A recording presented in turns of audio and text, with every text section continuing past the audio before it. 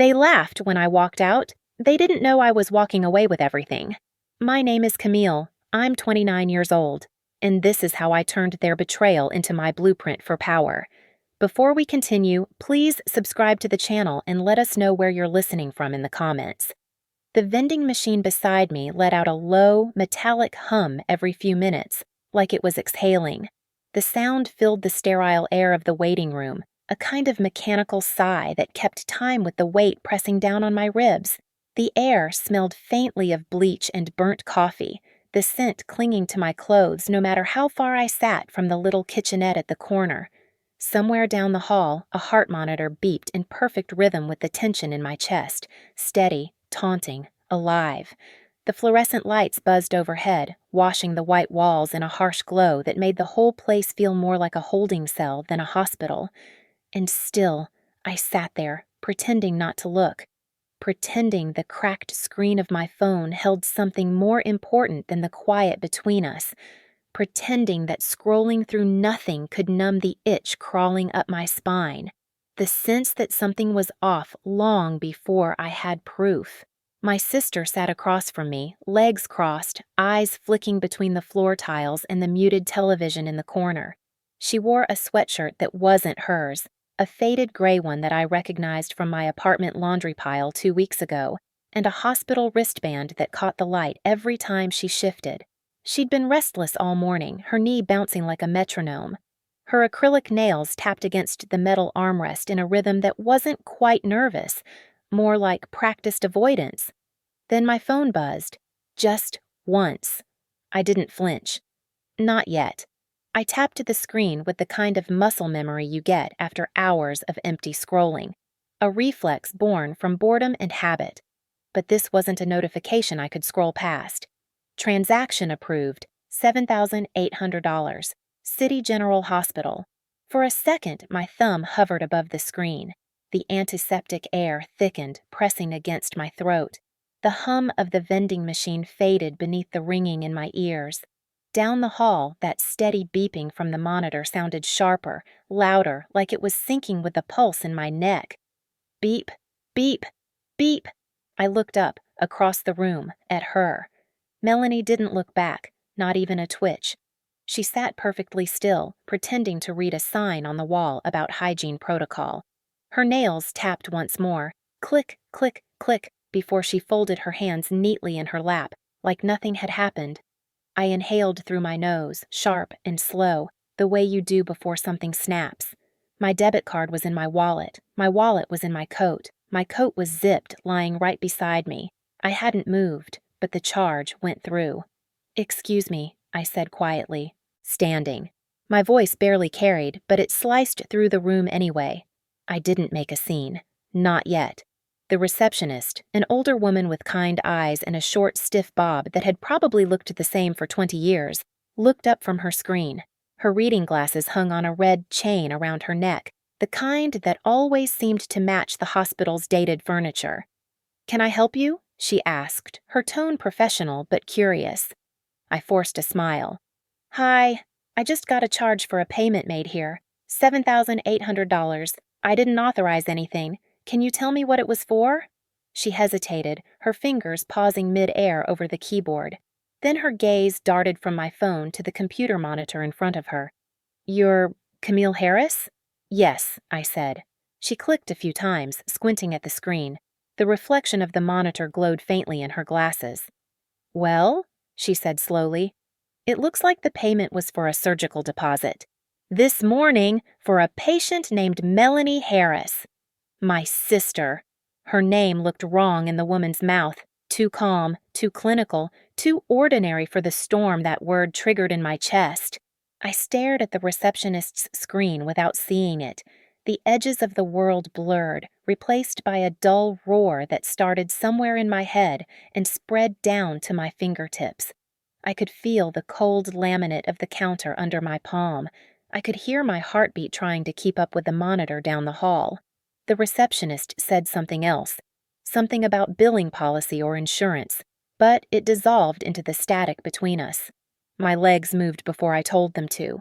Each step back into the waiting area landed heavier than it should have, echoing against the linoleum like footsteps in a hallway that had suddenly gotten too small. The chair screeched as I pulled it back. Every head turned, subtly, pretending not to stare. Melanie finally looked up, just barely. Me. You used my card? She blinked once, slow, like she needed a script. Her. Camille, Me. You used my card for a surgery I said I wouldn't pay for. Her voice dropped low, almost a whisper, like she thought lowering the volume would make it sound reasonable. Melanie. I didn't have a choice. It was urgent. Me. And your plan was to let me find out from a text? She looked around, the perfect performance of embarrassment, scanning the room to see who might be listening. The man 2 seats down had stopped typing on his laptop. A nurse walking by slowed her pace, pretending to check a chart. Melanie's hands went to her wristband again, twisting it around and around like a rosary, the plastic squeaking faintly against her skin. Her. You weren't going to help me. I leaned forward, elbows on my knees, voice steady. Me. So you helped yourself. She swallowed. Her bottom lip trembled just enough to look deliberate. Her.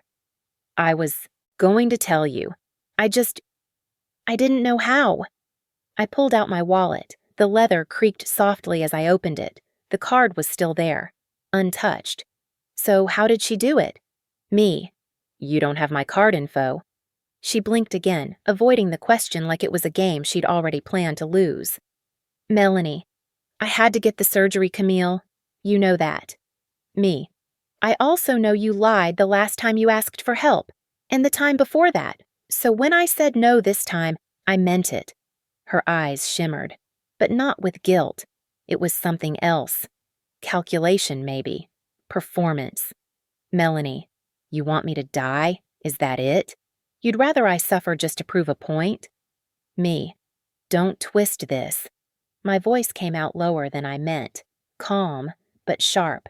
The kind of tone that doesn't ask for quiet, but commands it. The silence that followed wasn't empty. It was full of eyes watching, breaths held, the sterile hum of machines trying to fill a space that had gone too still. I felt the quiet more than I heard it. A little girl tugged at her mother's sleeve across the room. A nurse coughed softly into her sleeve. Someone dropped a pen. Melanie finally stood. The plastic of her hospital bracelet caught the light again. Melanie, I'm your sister. I didn't blink. Me. You're a thief. The words landed harder than I expected, maybe because I meant them more than I wanted to. The vending machine exhaled again, a metallic groan that broke the tension without easing it. The lights above us flickered once, like the universe was pausing to take sides. I looked down at my phone. The numbers on the screen didn't care about our history, our blood, or our excuses. $7,800 cleared. That was the truth. Cold, irreversible. And just like that, the room fell dead quiet before I even spoke. I didn't say another word that night. Not in the hospital parking lot, not in the car ride home, not even when my mom called asking if I'd eaten. The silence became its own kind of language. The sound of rubber tires over wet asphalt, windshield wipers dragging against a drizzle that wouldn't commit to rain. The streetlights blurred through the glass like smeared halos, each one flickering past too quickly to hold on to. Melanie sat in the passenger seat, scrolling her phone like nothing had happened, like the world hadn't shifted a few $1,000s out of my account and into her medical file. I gripped the steering wheel tighter every few blocks, the heater blew air that smelled faintly of dust and plastic. The hospital bracelet still dangled from her wrist. I could hear it every time she moved, a soft plastic whisper reminding me that I'd been robbed by blood. By the time I pulled up to my apartment building, my throat hurt from holding words back. I didn't look at her. I didn't say goodbye. I didn't even wait to make sure she got inside her Uber. I just sat there until the taillights disappeared. The only sound that filled my apartment later was the dull thud of my shoes hitting the floor and the low, rhythmic hum of the refrigerator cycling on. The city outside pulsed faintly through the blinds, sirens far away, car horns swallowed by distance, A single dog barking like it was announcing the hour. My phone wouldn't stop lighting up. Family group chat. Aunt Martha, Cousin Danielle. Each notification a new ping of disbelief. "We're so proud of you, Camille, helping your sister like that. You've always been the responsible one. She's lucky to have you. Proud of me. For what I never did." I stared at the glowing screen until the words bled into one another. Then, slowly, I locked it, set it face down on the coffee table, and just sat. The hum of the refrigerator filled the silence like white noise. The clock on the microwave blinked 11:42 p.m. in stubborn blue light. I could feel my pulse echoing behind my eyes. It had been a week since she came over crying about her bills. 1 week since she'd sat right there, on that same couch, cross-legged, wrapped in my blanket, clutching her stomach in a tissue, saying she was scared. I remembered her mascara streaking down her cheeks, her voice trembling. The part of me that had always been her rescuer had twitched then, like a muscle that doesn't know it's been overused, and I had believed her. Maybe not the whole story, but enough. I'd seen her Venmo history once, accidentally, when she borrowed my laptop. It popped up as a notification: brunches, hair appointments, little online orders. Nothing criminal, just careless, a pattern. Fear was real, yes, but so was manipulation. So I told her, calm but firm, "I can't bail you out again, Mel. You need to start being honest. With me, with yourself." She sniffled, wiped her nose, nodded like a repentant child, said she understood, said she'd figure it out. And now, here we were, $7,800 later, and I was the one figuring it out. I opened my laptop. The screen glared too bright in the dim room. My reflection floated faintly over the login page, hair undone, eyes sunken, mouth pressed tight. I typed in the password, clicked through the familiar tabs, found the bank portal, City General Hospital, authorized. The word authorized sat there like a fingerprint I hadn't left. Authorized? By who? I clicked into the transaction. The page took too long to load, like it was savoring my dread. I took a screenshot, then another, then one more just to feel in control of something. When I called the number under support, I expected hold music and apologies. Instead, a polite woman with a voice trained in empathy confirmed the nightmare. The payment had been manually keyed in, not tapped, not swiped, typed, which meant whoever used it already knew the numbers. The image flashed back, her sitting on my couch last week, saying she didn't feel well enough to drive home. Her pale hands wrapped around the mug I made her, steam fogging her eyes. Me, distracted, leaving my purse on the counter because I trusted her. My stomach twisted hard enough to make me dizzy. I could almost see it now, the moment she'd done it, quiet, confident. A thief rehearsed in familial forgiveness. The next day, I drove to my parents' house in South Toledo. The highway looked the same as always, flat, endless, lined with bare trees that looked like nervous witnesses. The radio stayed off. Every so often, I caught myself glancing at the passenger seat, half expecting her to be there. When I pulled into the driveway, my mom's car was parked crooked, like she'd rushed home. The porch light was on, even though it was noon. Mom opened the door wearing that soft blue cardigan she always wore when she wanted to look gentle. The smell of cinnamon candles spilled out before her. She smiled, the kind of smile that tried to end arguments before they started. "Mom, you heard? The surgery went great. Melanie's resting." Me. "Yeah, I heard, from the bank." Her smile faltered just enough to betray knowledge. "Mom. Camille, she needed it. She could've—" Me. "Mom, she stole from me." The air between us thickened. Mom's eyes softened with that look she always used when she wanted to rewrite a story mid-sentence, somewhere between guilt and justification. "Mom, she didn't steal. She thought you'd help her. You always help her." I stepped inside. The door clicked shut behind me with a small, final sound. The living room smelled like fabric softener and old coffee. Me. "I said no this time." Mom. "You said no because you were angry. She thought you'd change your mind." Me. "That's not how consent works." The words hung heavy in the space, Between the family photos and the ticking wall clock that had kept time through every fight we'd ever had, Mom rubbed her temples, sighing like she'd aged a year in a breath. Mom, don't make this ugly, sweetheart. She's recovering. We'll sort it out as a family. Me, she made it ugly when she forged my authorization. Silence again. The refrigerator in the kitchen clicked on, filling the pause like static. I looked down at the carpet, the same beige one from my teenage years, a few threads pulled loose, stains shaped like memories no one mentioned anymore. It hit me how long I'd been patching up after her overdrafts, her accidents, her endless promises that she'd change. And now, here we were again, just higher stakes. Mom's voice softened, careful now.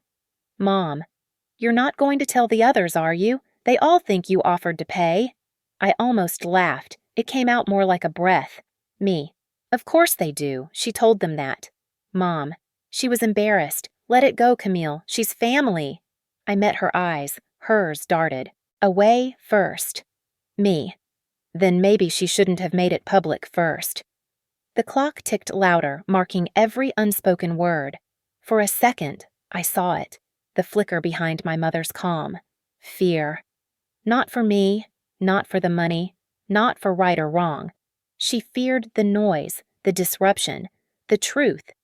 Because in our family, truth was the one thing you weren't supposed to make noise about. When I left, I didn't slam the door. I didn't raise my voice. The house had always been too fragile for that kind of honesty.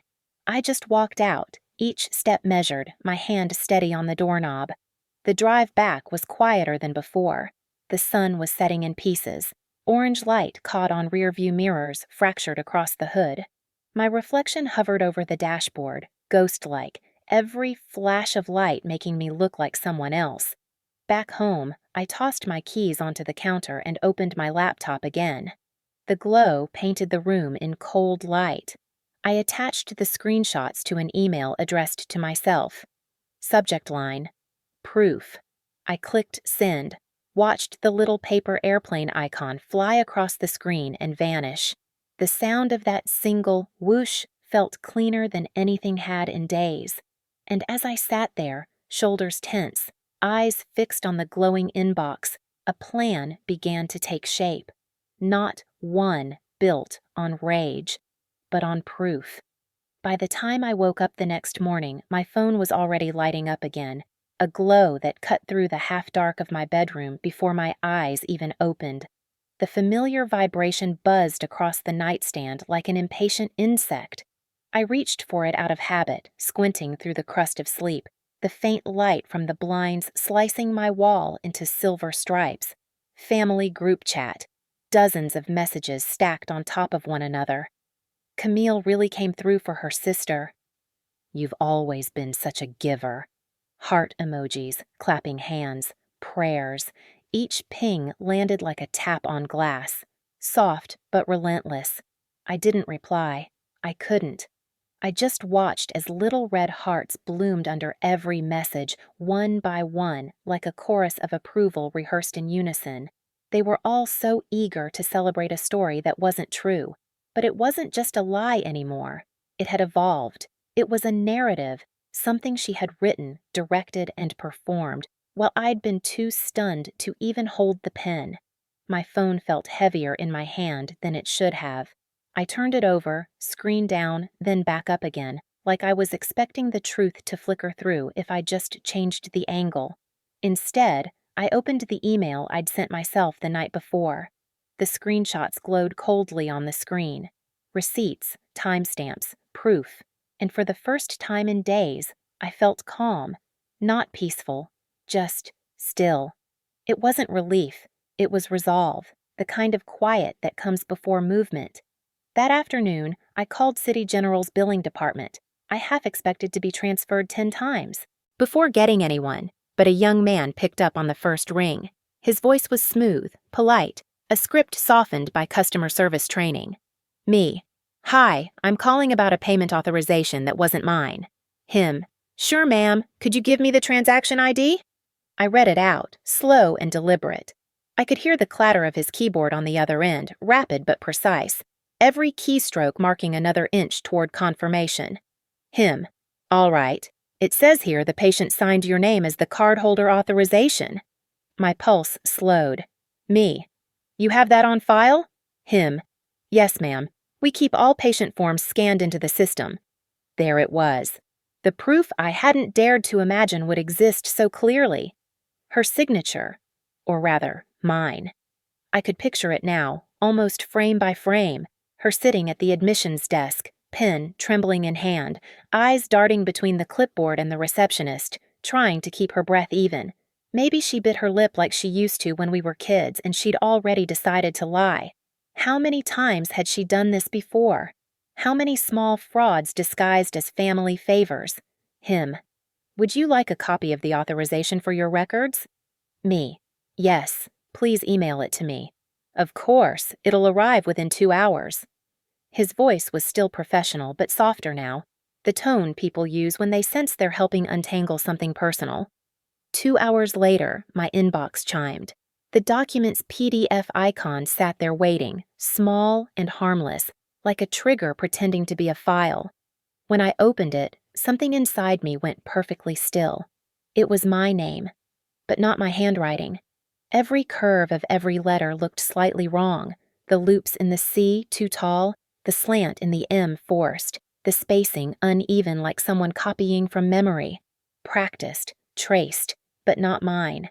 And under it, neat as type, patient relationship, sister. I zoomed in until the letters blurred, until my name filled the entire screen. My finger hovered over the glass, tracing the falseness, the stolen intimacy of each stroke. She hadn't just used my card, she'd become me. That realization sank slow and deep, heavier than anger, colder than grief. That night, I printed everything. The transaction receipts, the forged form, the call log, the group chat screenshots. I spread them across the kitchen table one by one, aligning edges like I was building a case file. The printer whirred and clicked behind me, spitting out proof while the refrigerator hummed its mechanical approval. My apartment looked less like a home, more like an evidence board without the pins. When Mom called again, I almost let it go to voicemail, but the ringtone, the one she'd picked out years ago, a soft piano tune, felt too pointed to ignore. I swiped to answer, keeping my voice neutral. Mom. Camille, please, she's sorry. Me. Did she say that to you or to herself? There was a pause, the faint sound of a kettle in the background. Mom. She knows she messed up, but she's family. Me. You keep saying that like it's an excuse. The quiet that followed was loaded, the kind of pause that holds every argument you've ever had, layered one over another. Mom finally sighed. You've always been so strong. She's not like you. You can afford to forgive her. That one line hit harder than she knew. You can afford to forgive her, as if forgiveness were currency, something you earn through stability while others get to spend it freely, as if my boundaries were luxury items. I stared at the papers on my table, each one proof that love without accountability isn't love at all. I ended the call without another word. The phone buzzed once in my hand, a text from her that I didn't read, before I set it face down beside the printer. Then I did what I should have done years ago. I took it out of private hands. The next morning, I drove to my credit union. The glass doors reflected the cloudy sky, my reflection warping between the words member services. Inside, everything smelled faintly of toner and new carpet. I sat across from a middle-aged banker with rimless glasses and a tie patterned with tiny anchors. His name tag said Robert. He had the kind of calm demeanor that comes from decades of watching people walk in holding broken trust. He walked me through the fraud claim form, asked for dates, transaction IDs, the relationship to the card user. Each no, I didn't authorize it. No, I didn't share my information. No, I wasn't aware, came out smoother than the last. By the time I finished signing, my hand didn't shake anymore. When he handed me the claim copy, I noticed his pen tapping softly against the desk, keeping rhythm with the slow tick of the wall clock. Banker. It's always hardest when it's family. Me. It's harder pretending it didn't happen. He nodded, not with pity, but recognition. A quiet, human acknowledgement that some lines once crossed can't be redrawn. I walked out into the pale morning light, feeling something I hadn't expected. Clarity. That night, I drove back to my parents' house. The streets glistened with leftover rain, reflecting porch lights like broken glass. The same neighborhood, the same drive I'd made 1,000 times, but the air felt different, charged, final. Mom met me at the door again. Her eyes were red and puffy, the kind that come from hours of circular conversations and prayers whispered into coffee mugs. Mom, she's in her room. Please don't. Me. I'm not here to yell. I stepped past her before she could add conditions. The hallway smelled like lemon cleaner and old wood. Each board creaked in the same order it always had when I was a kid sneaking back after curfew. Her door was half open. Melanie sat, cross-legged on her bed, laptop open, scrolling through Facebook with the detached focus of someone hiding in plain sight. Her hair was damp, her blanket perfectly folded over her legs. She looked up when she saw me, blinking like I was an interruption, not a reckoning. Melanie. Camille. Hey. Me. You forged my name. Her mouth opened, but no sound came out, just the beginning of a sentence that collapsed under its own weight. I tossed the printed authorization onto her bed. It landed with a crisp slap of paper against fabric. Me. You used my card. You signed my name. You let everyone believe I offered to pay. Do you realize that's fraud? Her lips trembled, eyes darting to the door as if she expected Mom to appear as backup, and then, like always, she pivoted, tears pooling on command, voice cracking at the right octave. Melanie. I was scared. You don't understand. I was desperate. Me. You were organized enough to find my card number, fill out forms, and fake a signature. Her eyes flashed, the mask slipping. Melanie. You think I wanted this? You think I like owing you? Me. You don't owe me money, Mel. You owe me honesty. The words hung between us, thin but sharp. I turned to leave. The air in the room had gone thick, perfume, hospital antiseptic, and tension. But before I reached the door, her hand shot out, fingers curling around my wrist. Melanie. Please don't tell them. Mom's barely sleeping. Dad's already worried sick. I'll fix it, I promise. Her grip was weak, trembling, but desperate. I pulled my arm free, slow, deliberate. Me. You can't fix what you refuse to own. Her tears didn't stop me this time. When I stepped into the hallway, Mom was there, standing by the end table, clutching a dish towel like armor. Her eyes told me everything she'd heard. Maybe all of it. Mom, just don't make it public. I paused, one hand on the doorframe. Me. Then maybe she shouldn't have made it public first. I didn't wait for her answer. The floorboards creaked behind me as I walked out, the sound echoing down the hall like punctuation. The front door clicked shut, soft but absolute. The sound of something ending exactly where it should. The family lunch was at Aunt Gloria's place, a modest 2-story house in Maumee that always smelled faintly of lemon polish and fried onions. The screen door groaned on its hinge when you opened it, and the front steps still had that one loose board that squeaked under every visitor's weight. Inside, mismatched chairs circled the dining table like survivors from old garage sales, and the air was thick with warmth, chatter, and casserole steam. It was 2 weeks after the surgery. The house hummed with small noises, the clatter of serving spoons, the scrape of chair legs against linoleum, Aunt Gloria calling from the kitchen for someone to bring ice. The table was a collage of potluck dishes, deviled eggs, green bean casserole, coleslaw, and the inevitable missing cornbread that someone forgot every single time. Then the front door opened.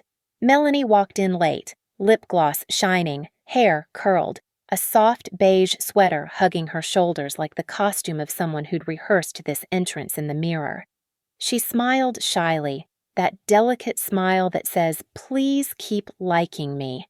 People clapped, not loud, not unified, but that hesitant ripple of applause reserved for survivors or people the family decided needed saving.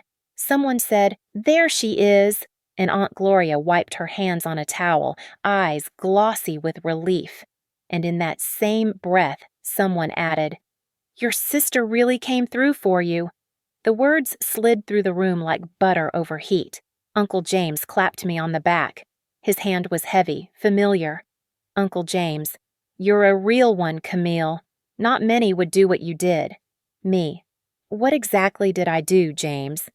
He laughed, thinking I was joking, and went back to carving ham. I sat across from her. She didn't look at me. Her plate was already half full, like she'd been eating long before the applause. But her voice filled the room. "Melanie."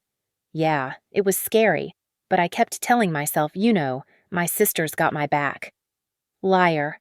The word sat on my tongue, bitter as aspirin. She passed the macaroni like nothing had happened, like she hadn't stolen my name, my trust, my credit, my calm.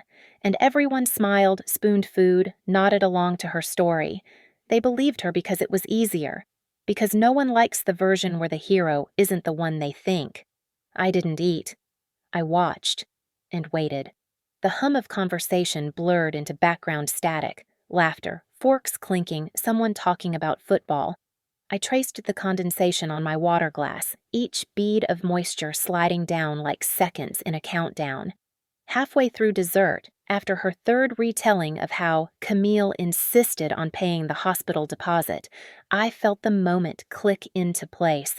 No grand buildup, no cinematic pause, just decision. I stood, no fork dropped, no gasp. The only sound was the faint hum of the refrigerator and the rustle of napkins. Then came a quiet click from my phone. The group chat notification pinged a second later. All 24 family members. Message 1, a screenshot of the bank transaction. Message 2, the scanned authorization form with her forged signature. Message 3, a caption. "I didn't offer to pay. She forged my name. I filed a fraud claim. Please stop thanking me for something I never agreed to." I hit send, watched the blue bubble appear. At first, no one reacted. They kept eating, small, mechanical motions, the kind people make when their brains haven't caught up yet. Then Aunt Gloria squinted, reaching for her glasses. The air changed. One by one, phones lit up around the table. The glow, reflected on faces, orange from the candles, blue from the screens. Silence spread like smoke. A fork clinked against a plate and stopped mid-sound. Someone exhaled sharply through their nose. Melanie froze, spoon halfway to her mouth. Her hand trembled, the gloss on her lips cracking at the corners. The color drained from her face in slow motion. Dad looked stunned, the kind of stunned that doesn't make noise. His shoulders fell like someone had quietly punctured him. Mom's hand covered her mouth. Her eyes darted between us like she could will this back into secrecy. Uncle James leaned back in his chair, phone still in hand. "Uncle James, is this real?" I nodded once. Me, every word. The weight of it landed like a dropped plate. Melanie finally stood, the room tilted toward her, a silent audience waiting for her next act. "Melanie, you could have talked to me." I met her eyes, the same shade as mine, only glossier from tears she hadn't earned. Me, "You already talked for both of us." She blinked, mouth parting, searching for language that would make this unhappen. None came. The silence that followed wasn't empty. It was loud. It rang in the air, thick with the sound of realization, the rustle of guilt moving through relatives who'd congratulated the wrong person. And in that silence, something shifted. The halo around her story flickered out. The pity evaporated, and all the people who had smiled 2 minutes ago couldn't even meet her eyes. Aunt Gloria set her napkin down like she was laying a flower on a grave. Aunt Gloria, "Melanie, is it true?" Melanie's voice came out paper thin. Melanie, "It was a misunderstanding." Me, "No, it wasn't. It was fraud." The word hit the air hard and didn't leave room for spin. Dad's fork scraped his plate. Then he finally spoke, voice low and hoarse. "Dad, we need to talk, all of us." But I was already on my feet. I wasn't storming out. I wasn't flouncing. I wasn't breaking anything this time. I was just done. Done explaining, done covering, done being rewritten. I picked up my coat from the chair and slipped it on slowly, the zipper teeth catching halfway up like even it hesitated. Behind me, the room stayed silent except for the low hum of the refrigerator. Then, from somewhere behind me, soft, fragile, human, she called my name. Once. Camille. It wasn't angry. It wasn't even pleading. It was the sound of someone realizing too late that consequences don't care about family ties. I didn't turn around. The floor creaked once beneath my heel. The front door opened with that same familiar squeak, and I stepped out into the sharp daylight, into air that finally felt honest. I didn't hear from her for almost a month after that lunch. No texts, no calls, not even one of those vague Facebook posts she used to write, the kind that said, "Some people show their true colors," without saying who she meant. Just silence. And honestly, that was fine with me. In that quiet, I started sleeping again. Really sleeping. Not that half-awake kind of rest where your brain keeps replaying every argument you wish you'd handled differently. I started cooking real meals instead of eating takeout over the sink. My kitchen smelled like olive oil and garlic again instead of cardboard boxes and reheated noodles. I started watching movies without checking my phone every 5 minutes, even went back to the gym down on Reynolds Road, the one with the flickering exit sign and the same guy always grunting too loud on the bench press.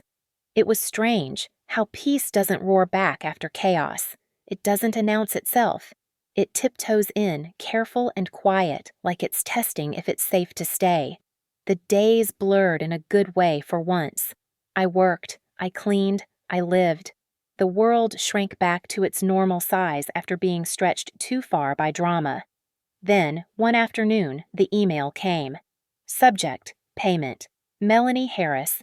Body, $650 deposited to your account. I'll pay you back every month until it's cleared. I know it's not enough, but it's a start. I'm sorry. No greeting, no explanation, no emotion. Just that. The tone was transactional, like she was refunding a service, not repenting for a wound. I stared at it for a long time, the cursor blinking under her name like it was waiting for me to reply. But I didn't. There was nothing left to say that wouldn't reopen something I'd already closed. That night, I drove to the hospital. Not for her this time. A friend from work had broken her wrist slipping on ice, and I went to keep her company while she waited for x-rays. The lobby still smelled like burnt coffee and disinfectant. The same faded posters on the wall warned about hand washing and flu season. The vending machine still hummed in the corner. That low, metallic sigh that filled the empty pauses between nurse calls and elevator dings. Same cold fluorescent lights, same hard plastic chairs. But standing there now, hand in my pocket where my card used to sit, I felt the world tilt.